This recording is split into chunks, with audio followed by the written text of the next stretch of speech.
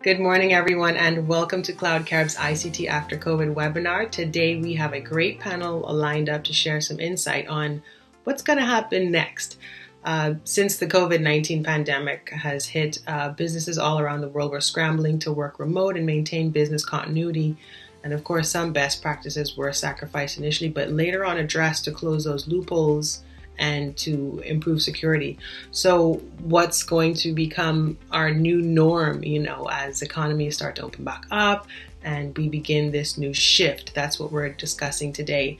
So joining our VP of Solutions, Mark ARRUDA, is an amazing all-female panel that includes the Deputy IT Director of the Bahamas National Insurance Board, COLLIE. Joining her is publisher, editor, and podcast host MICHELE MARIUS of ICT Pulse Consulting out of Jamaica. And last but not least, Deltec CTO RENEE IJEOMA. So we're going to discuss how everyone mobilized and what we expect for the future, as well as some lessons learned from the global work from home exercise that we've all been participating in. RENEE, perhaps we can start with you by telling us what your team initially did when you first reacted and what safety nets you had in place already to respond to the pandemic. So for us, where we would have only in the past had specific individuals that would have had laptops, we now needed to provide laptops for a wider range of persons. It was not a whole lot more, but what we had to do was quickly source a few additional laptops. And fortunately, we were able to do that.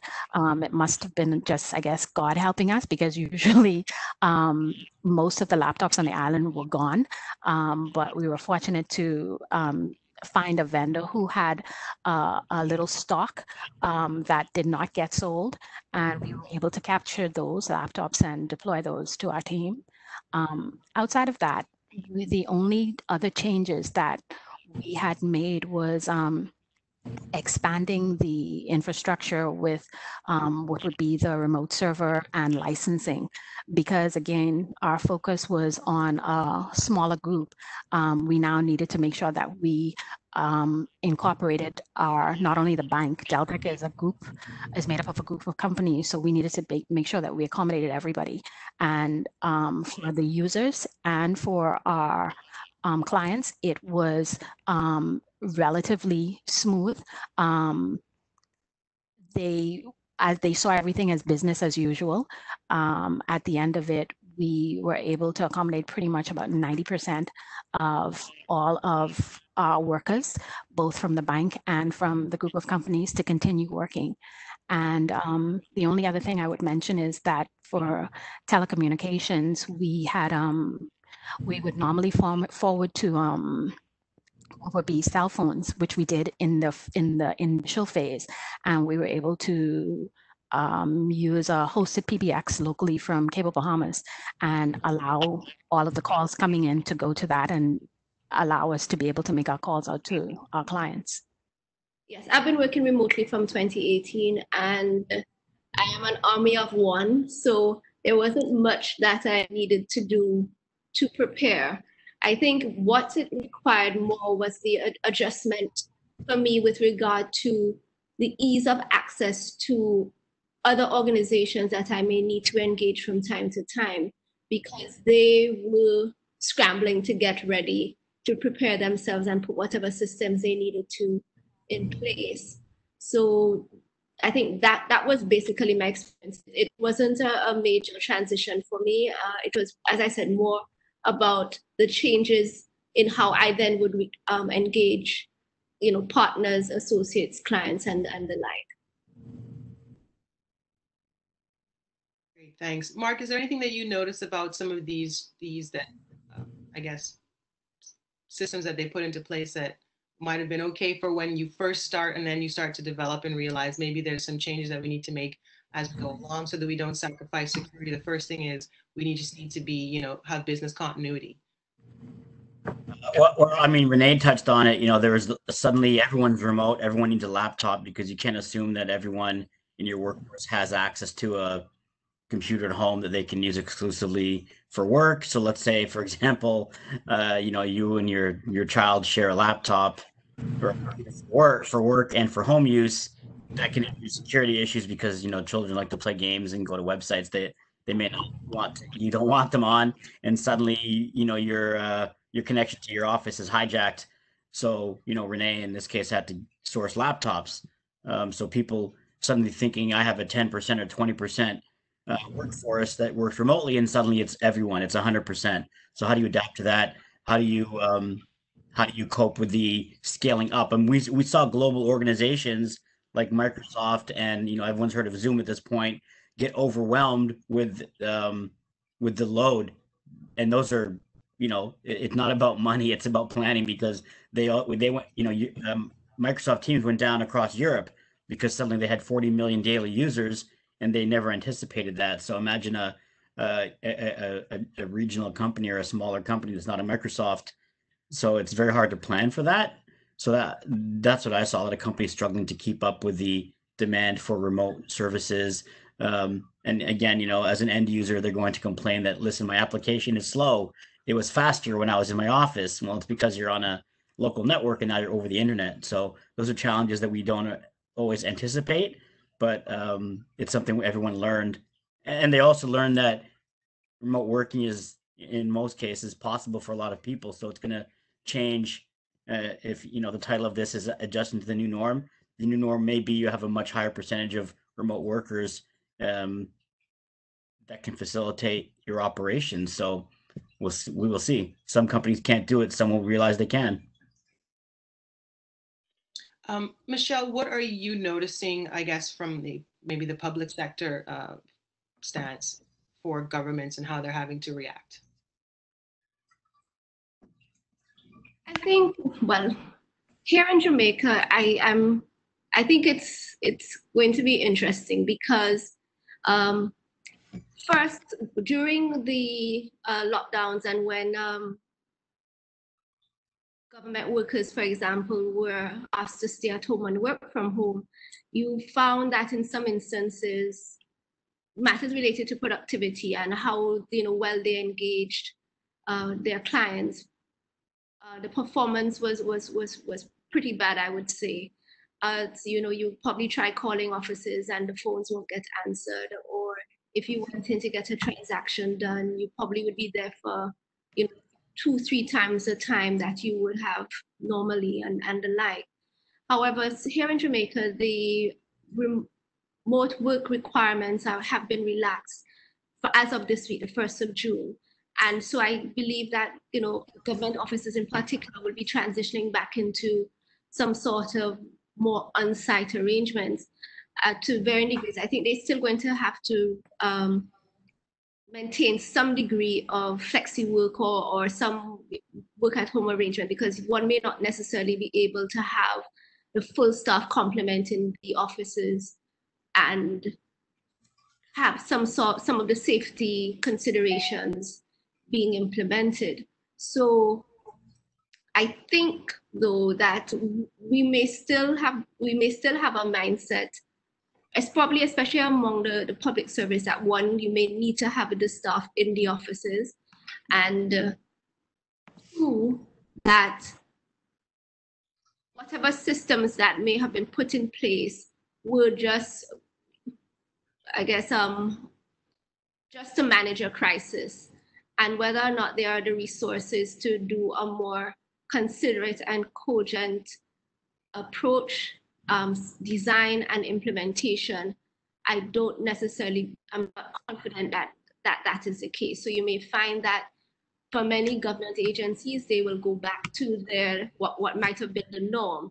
However, I do think that what the whole COVID situation has highlighted is some of the e-government elements that governments have been talking about for decades. I think they now recognize the need and the urgency for some of them. So even matters related to transactions, electronic transactions, the extent to which there can be seamless processes across government.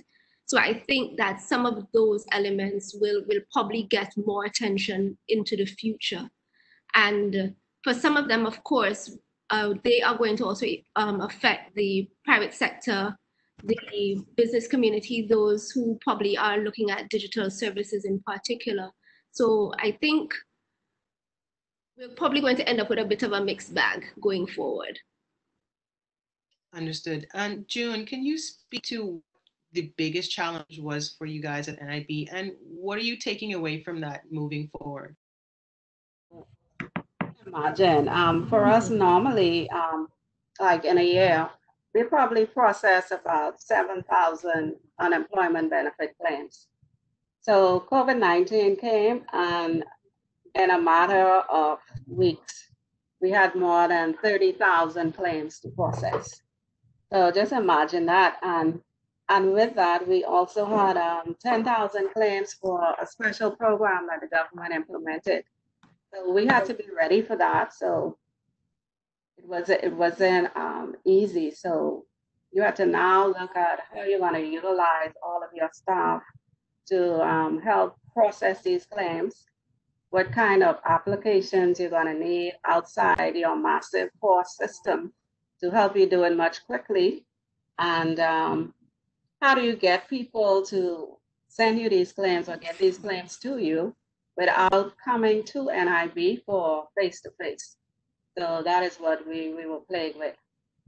One of the things we learned is that we were right on our strategy. We do have a strategic plan, a 5-year strategic plan, where one of the things we're looking at is processing our claims online. So that e-government element, definitely, that's something we were looking for, but it forced us to do it a little quickly.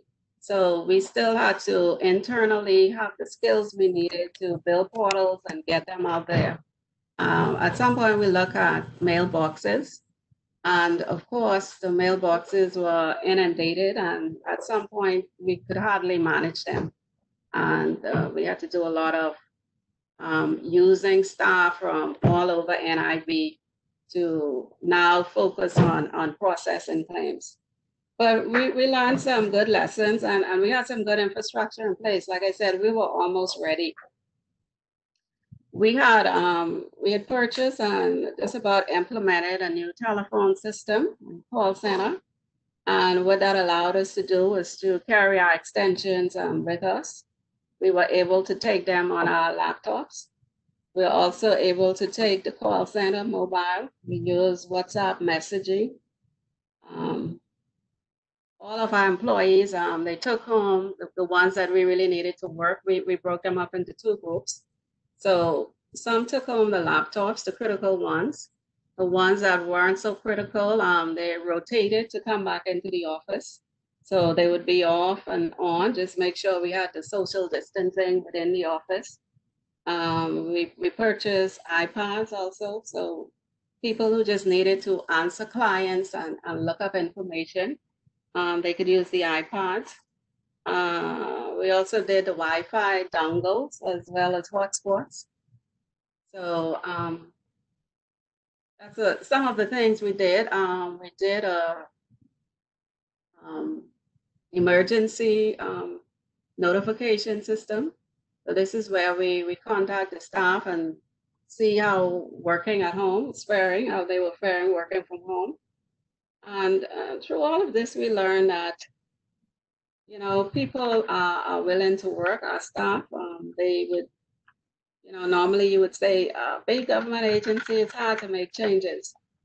But that wasn't so much, you know, our experience. We were able to drive change in the middle of COVID. And we were surprised that the staff weren't so resistant to change. And overall, I think we did well. We paid a lot of payments in a short amount of time. We still have some claims that we haven't processed yet, but we're working on that. Today, we are at the stadium issuing unemployment checks, and sometimes we take them down there by the 1,000.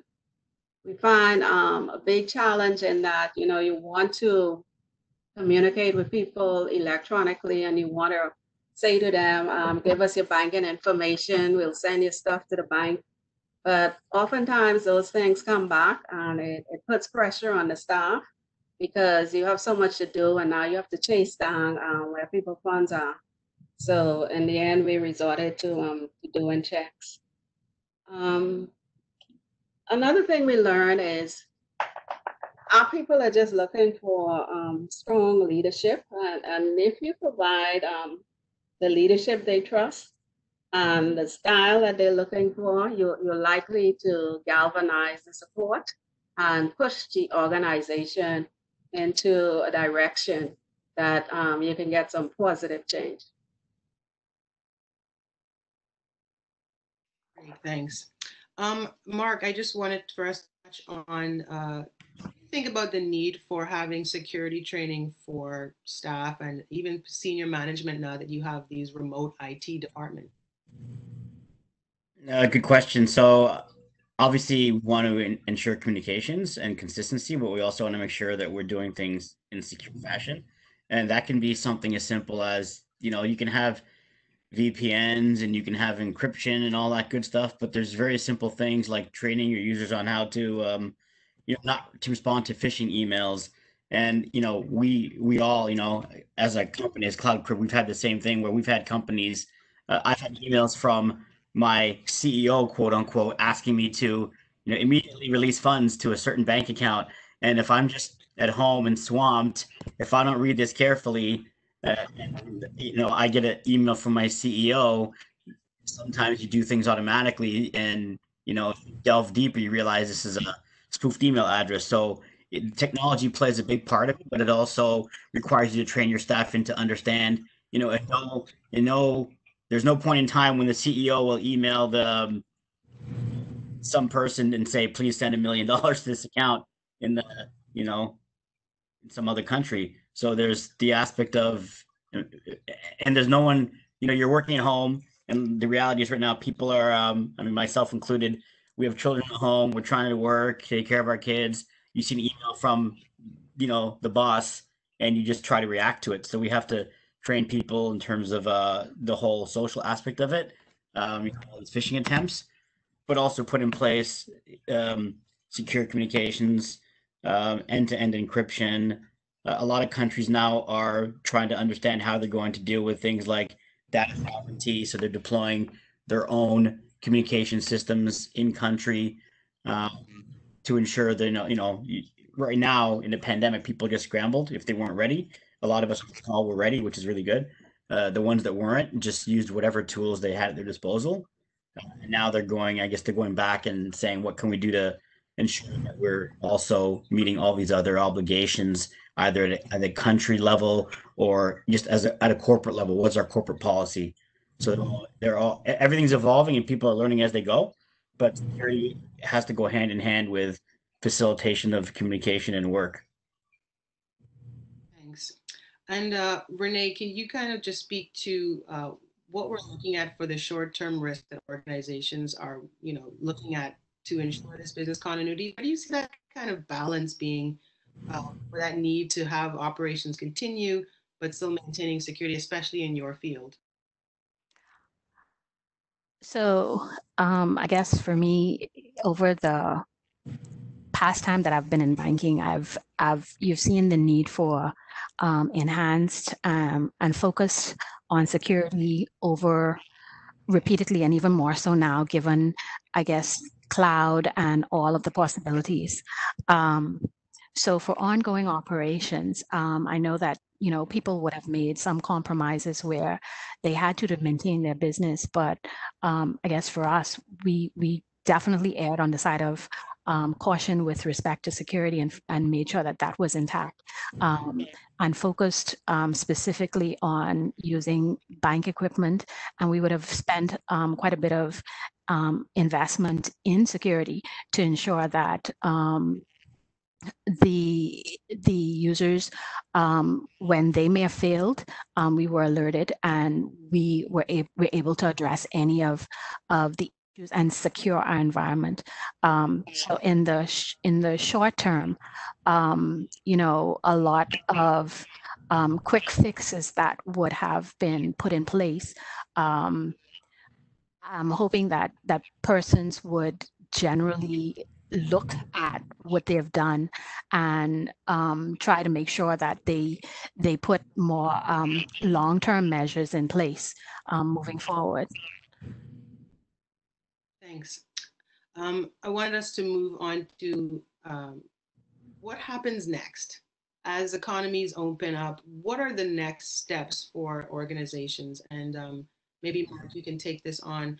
What are we trying to do for our clients as well as Cloud Care, as a company? Yeah, good question. So, I think most of our customers want to do something. It's a bit daunting, in terms of, again, a lot of them have regulations to meet. Obviously, the name of our company is Cloud Carib. We do a lot of things in the cloud, quote unquote. That really just means a managed service in a data center. But a lot of companies at first blush, they think, I can't do this because it's very expensive. And the reality is it can be expensive, but it can also be something that can be cost effective and also enable your business to work smoothly. There's also a bigger issue that we need to also understand, and I think June touched on it as well, is that we can't, and I believe Michelle said the same thing. We can't go fully remote work and everyone is remote and has all the tools and technology, because there are certain aspects of society that will never be there, and we can't exclude those people as we move forward. So, my parents are an example. They're in their 70s. They go to the bank to do transactions. They will never use an iPad to pay their bills, and they look at even the social aspect of going to a bank to go to a teller and talk to someone. Sometimes for some people, it's the only contact of their day. So we need to make sure that as we move forward and evolve with all this great technology, there's a human aspect to it. So we have to ensure that that still stays there. But I just want to point that out because it's not one size fits all. It's technology. What we do for ourselves, obviously, we ensure that we have a variety of solutions for different customers based on need. And for myself, I never want it to be about money, whether someone does something or doesn't. So we work with them to make a solution that fits versus saying, here's the box and you don't fit in it because you don't have the money. Money also doesn't mean anything if you don't use it properly. So there are a lot of big companies that haven't done things very well, even though they have all the money in the world. So it's just a matter of prioritizing and ensuring you get the best bang for your buck and realizing there are solutions that meet the need without breaking the bank. Great, thanks. And with a lot of the tools that are being deployed right now, we're seeing a change in the way we communicate. And I think some of those things, depending on the type of organization and how they're structured, they see the benefit of these new type of things like Microsoft Teams, WebEx Teams, that kind of stuff. What do you see outside of the normal email structures? What concerns do we have related to things like data sovereignty or data access security? Do you think the deployment of these types of tools are going to become a part of the long-term strategy, or do you think that organizations will look for more localized or on-prem solutions?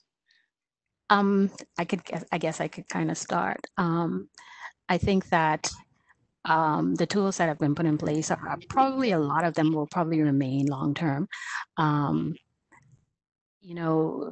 The use of cloud and embracing the cloud does put the question, in terms of jurisdiction. Our laws here in the Bahamas are focused around, and as I'm sure it is everywhere else, is focused around ensuring the client privacy and confidentiality. And I think that is one of the key focuses that the businesses have zoned in on. With respect to the financial industry, we're regulated by central bank. So for any decisions that we make with respect to where we may outsource or where we may put our data, where the business may make a decision, the central bank has to pretty much give the yay or nay as to whether they agree with that. So that kind of provides a bit more governance for us. But I do believe that as we move forward, companies are seeing the need to embrace cloud technology, and they have to just define their governance around how they will deal with it. Cloud definitely is the way of the future. Well, fortunately for NIB. It hasn't pushed us to the cloud, so to speak, but we do use the online meetings. We would prefer to have our own. We have a solution as a part of our telephone solution. We do have meeting servers. We have telepresence solution.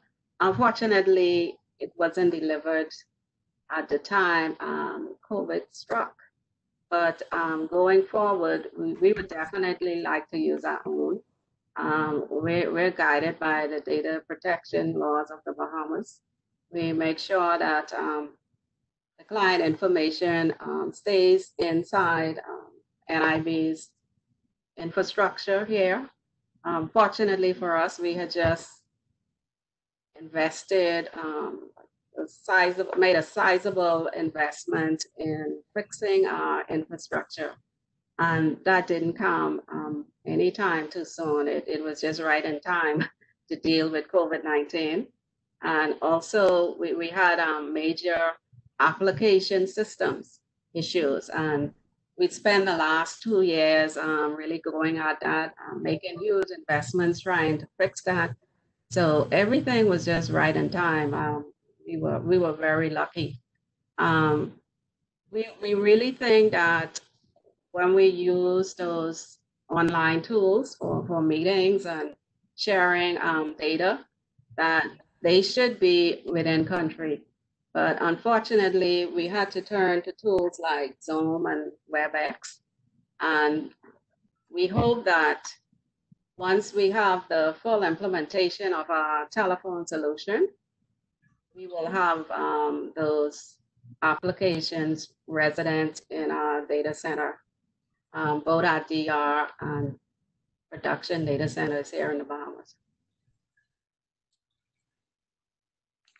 Speaking from a SME perspective, I think that the use of these tools, WebEx, Zoom, and some of those applications that perhaps there may not be solutions available locally within particular islands within the region. But for SMEs, I think one of the, I guess, two prevailing elements that probably is going to encourage them to continue using these applications is the cost and ease of use. And to the extent those things probably are more attractive than locally created solutions or locally based solutions, I think those are going to be pivotal points. And recognizing that SMEs, many of them would not necessarily have resources in terms of even the expertise to manage probably more sophisticated applications. They probably are going to be more inclined to stay with what they consider tried, true, and popular, as well as whether free or available for what might be considered a nominal fee. As it relates to data sovereignty, I mean, for those who are based in the Bahamas, you are lucky that you may already have well-established data protection rules. However, across the region, that is the exception rather than the norm. And so you may find that a number of companies technically do not have an obligation outside of probably those that are regulated, such as the banks, financial services industry, as it pertains to where data, personal data, and data generally resides. So I think that however, the whole matter of data protection, I think, is something that's also going to come to the fore even more so now for governments, because of how much we have all had to rely on the internet and ICT related services and solutions as we navigate our way through COVID-19. And sorry, and to add to that too, I think coming off of what you said, I think there will be kind of a mix of the infrastructure where you find that there will be a mix of cloud and on-premise because cloud is expensive. And for, again, as I mentioned before, it goes to corporate decisions.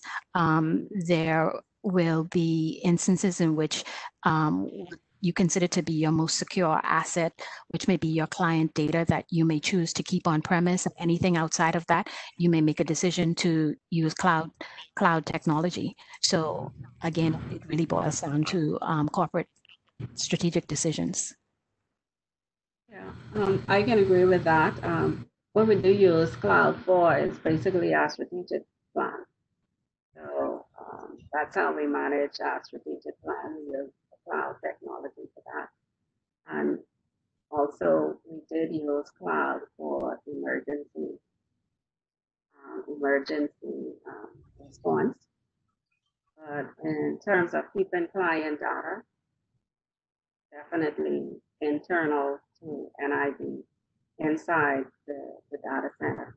Now, one of the things we realized is that once people started to work from home, there was a big risk that, you know, people information can still get out because you're not at home with your employees. You don't know what they're doing.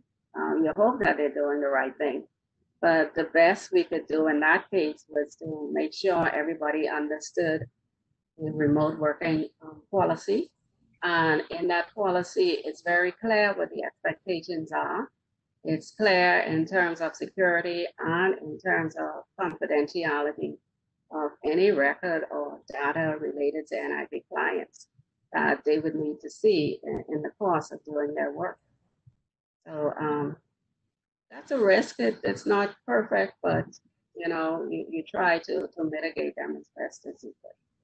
Mark, can you speak to what that looks like for a lot of companies? How best can they ensure that level of security can be maintained? Well, I mean, there's a lot of noise made about end-to-end encryption of communications, and most of the systems that are out there today do that. But we have to ensure, you know, as June said, right, the end user remote work policies has to be very clear, and we have to enable our end users actually be able to achieve those goals. So whether it's a VPN client or whether it's something to ensure your communications are encrypted, there's one risk. In terms of data sovereignty, a lot of companies do keep their data in-house for those reasons, not of data sovereignty, but of, let's say, client confidentiality.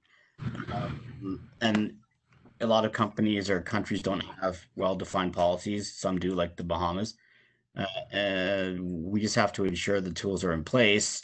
And what that means, I mean, for us as a company, and this is not an infomercial for Cloud Carib, but you know, what we've done is deployed cloud infrastructure in the country to enable those scenarios where customers or clients do need to have their data in the country, but maybe either don't have the capability in-house or just don't have the capacity in-house. They need to expand rapidly.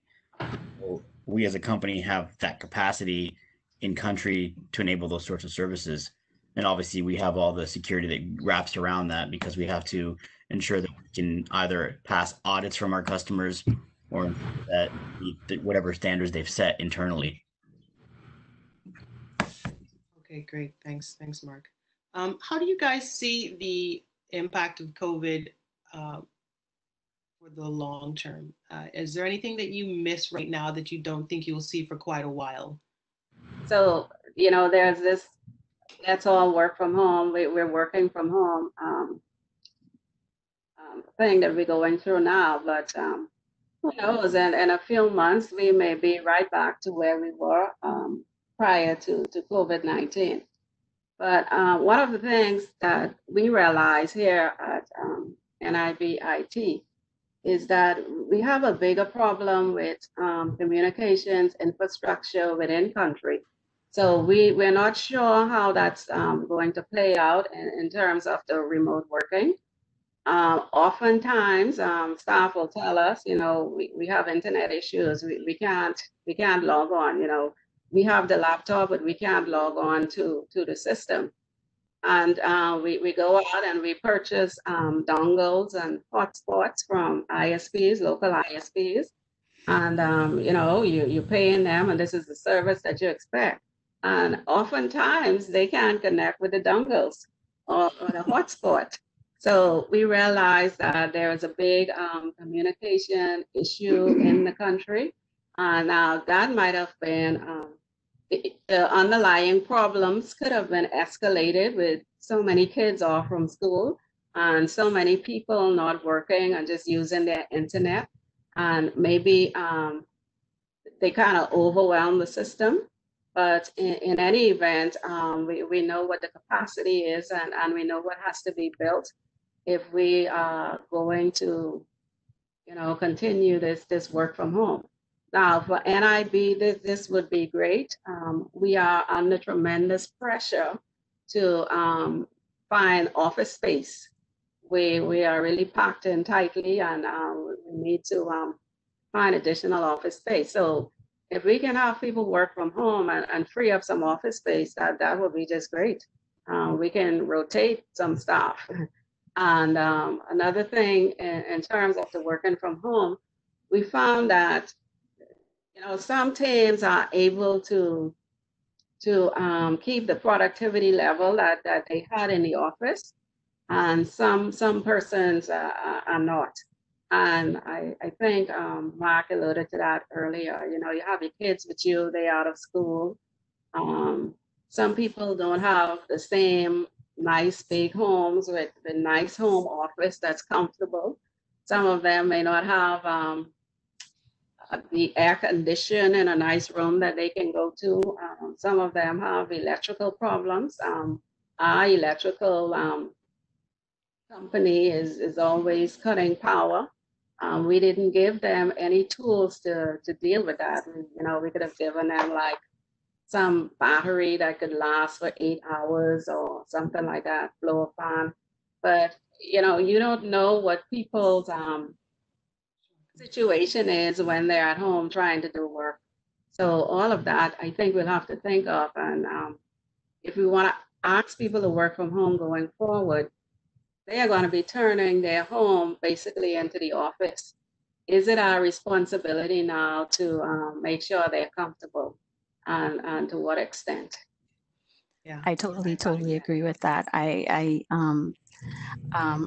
she hit on pretty much the points that I think we all would have discovered here in the Bahamas and perhaps even the Caribbean. Two of the main things: infrastructure and I guess culture with respect to productivity. The infrastructure, hopefully it can be addressed given, what has happened with COVID and the likelihood of a COVID or some other pandemic coming about again. And electricity. Those are the two things that we really can't control.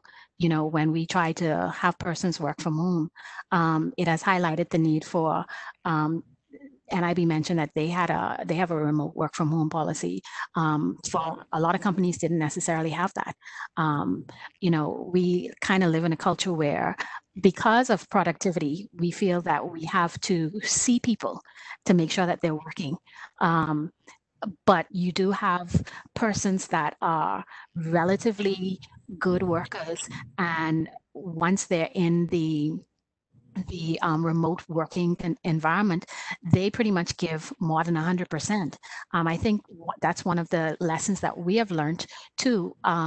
Persons, when they're able to work from home, they work at their flexibility. If they have kids, they may get up probably 6 o'clock in the morning to do work, take, schedule time with their kids, and then work very, very late in the afternoon and evening. So that flexibility, I think, in some instances, for people that are productive, brings value to the company. But I do think that moving forward, some companies will adapt to continuing to allow their staff to work from home and implement policies for same. And then we do have those that will go back to what they consider to be the traditional approach, because it's where they're comfortable. Right. Michelle, I saw you nodding a lot. Can you speak to what we're seeing across the Caribbean as far as those shortcomings for communication and just having power? Well, yes. These are particular challenges. I don't think any country has been immune from the connectivity issues, and some of it has to do with the domestic networks being overwhelmed now that, during the time when everybody was at home, students were at home, and just the use of the network at that time. I do think that we are going to see a mix, my fellow panelists have been saying. Probably more companies would be amenable to having work from home flexi time arrangements where everybody does not have to be at the office. I gathered from some very um, large and corporate entities actually that they probably realize marked improvements in productivity even for persons who are working from home. And I think for them it's going to open up a broad range of opportunities in how they manage staff and even just organizational practices and the like. So I think that is something that probably many companies or many organizations did not realize would happen, because we do have the culture in the region of, I think, as much as there may be the whole need for people to be in offices or sense that people need to be in offices to be productive, I think the managers and supervisors also want to be able to see their employees working and hopefully being productive.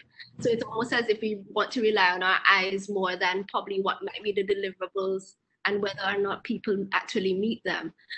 So I think that is something that's going to happen.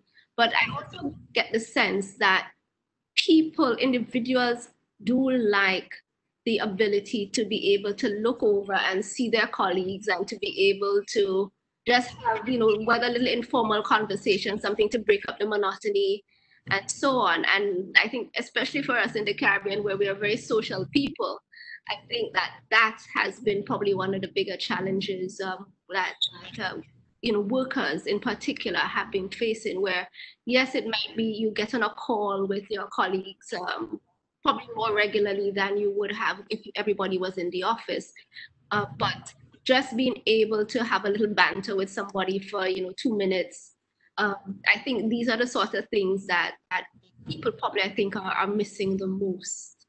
So it's going to be interesting to see how we navigate these things going forward. Absolutely. Okay, well, just as we begin to wrap up, is there anything that you guys would like to offer as any solutions or tips for people that are currently working from home, and as these companies make that transition to slowly bring force back in as the economies open up? I'll just make one comment and then I'll probably come back again. It just came to mind as you raised the question, is the fact that I think one of the reasons why we're experiencing some greater productivity generally while people have been working from home is the fact that they're actually working longer. And I think that one of the challenges that we now may need is some sort of recalibration of what it means to have some sort of work-life balance. Because if you're working from home, your office is your home, and unlike before, where when you left the office, there was a sort of like a demarcation between what was your and what could be your private time. So I think that just is something that I wanted to flag as something that we may need to all look at going forward. No, absolutely. I can definitely attest to that. There is no work life, home life separation. And yeah, I do find that we work a bit longer now. And given that, would that mean that if there's more productivity to a degree because of that difference, if people aren't making that separation, it's healthy to make that separation, but if they are having more throughput, are companies going to be more comfortable with remote work? Are they going to make that more permanent option for some companies moving forward? Well, I mean, in case of NIB, I can't say that we have seen that productivity level for all staff or all teams, but certainly for some teams, we've seen that. But in our case, we do have people who rotate, and when they're off, there isn't that much to do. So that may have something to do with productivity. But one of the things I would like to raise is that HR may have to change the way it functions here in NIB and maybe across the Bahamas, because we have the traditional HR mentality, especially within the government sector, that, you know, people need to attend and I need to see you working and you need to clock in these hours. And if you're working from home, how do I know you're working?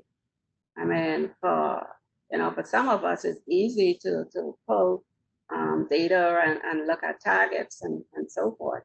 But when people are using a lot of think time, you know, it's nothing to say except a deliverable for a project or some task that could be weeks out. But when I first came to the board, I had asked for, you know, can we allow some IT staff to work remotely? We're kind of fighting for space in this little area. And, you know, people thought I was like from another planet. But I think HR will have to adjust now. They're going to have to figure out, you know, what it means to work from home. They're going to have to evaluate a little differently. And perhaps that can help us going forward. And like I said, we're under tremendous pressure for office space. And maybe we don't need to invest the funds of the Bahamian people for just getting brick and mortar. Maybe work from home could be a solution for us, especially for claims processing. And I guess just so we can wrap up, final words from anyone else? I definitely agree with Joan. I think the model with respect to HR has to be focused a lot now with remote working around productivity. So, you know, it's changing the way of thinking. Outside of that, I would say that for one of the key things that we would have learned outside of the corporate things that are required for the business is that it is extremely important that the end users educate themselves. You know, corporates, businesses, we do have security awareness training, and oftentimes people, you know, you're forcing people to come to the training, and you hope that they're really getting the information. One of the things that we do, I mean, we're required to do it annually, but in addition to that, we do have a solution where we have the staff go in and do training throughout the year on specific topics. That helps, but the end users have to also make the initiative for themselves, because you can from a corporate perspective try to educate them as much as you can, but they have to want to know. And when they're home in their environment, they have their kids there, so they also have to educate their kids. You're only as strong as your weakest link, and so everybody has to be aware and make sure that their environment is safe, because these environments are now becoming a part of our network environment. And if they're impacted, we become impacted. Yeah. I guess in your wrap up, Mark, can you talk about, I guess, the increase in cyber attacks, given the fact that this entire globe is now in this huge work from home experiment? Yeah, I mean, there's always going to be a criminal element that's trying to capitalize on other people's misfortunes. And now we have, again, as we mentioned earlier, thousands of people working from home. In a lot of cases, they're distracted by children and other events in their lives, and you know, there's going to be a lot of attempts at extracting data or information or and you need to, it has to be part technology and part education. And as Renee mentioned, you have to want to be part of the solution, right? So you have to wholeheartedly embrace it. If you're going to work from home, you have to also understand the give and take, right? So you have to be productive and you have to protect your company, because at that time, what you're doing is still representing your company, and the actions you take online can have repercussions, you know, beyond your household. So, you know, what are you doing? What are your activities, and what can companies do to ensure that data is kept safe? So, a lot of companies are putting in policy and technology, putting solutions in place that, for example, don't allow employees to download files to their personal devices. Because let's say, for example, you're working on a document at home on your home laptop, and that dies, and you didn't back it up. that document's gone. That could have been, I mean, that's a corporate asset, right? That document is information. It's an asset. It could be gone. So companies are instituting either they allow you to do that, then they're doing laptop backups, for example, something very technology oriented, right? If you're allowing a customer to now use that endpoint in their home as a device to keep documents on, you better protect those documents. And that's a burden to IT staff because now it's not, the 30 people in my office and the 30 devices. It's those 30 devices and maybe 30 more. Or maybe I'm using multiple laptops at home and iPads to access data. And how do I protect that on the go? So it opens up a can of worms. So there are opportunities and there are challenges that we have to meet. Companies are already stretched thin. As we know, IT is always asked to do more with less. So let's figure out that balance. How do I do more with the resources that I'm given as it changes? So that's a conversation that has to be had. Absolutely. And of course, they can feel free to call us if they need any consultation on that, of course. June and Michelle, any final words before we wrap up? The business environment, I think, in the region is going to change. And the fact of the matter is that as much as many countries are trying to go back to business, the economies need to be, jumpstart, and we need to probably see how best we can salvage what is left of our organizations for businesses. So looking at revenues and so on. I'm concerned that probably some of the lessons and the learnings that we should have had from this experience may be lost because I think that we are not necessarily, I think so many of us want to get back to what was and not necessarily recognize that there has been a major change in the paradigm. And so the lessons that we should have been learning, we haven't truly taken them on board in terms of how businesses may need to run in the future, what structures we need to put in place, how we manage our staff more efficiently and effectively. The fact that it may not always be prudent to have everyone in one place. The fact that there can be systems that you can put in place to better manage your systems, your processes, your teams, etc.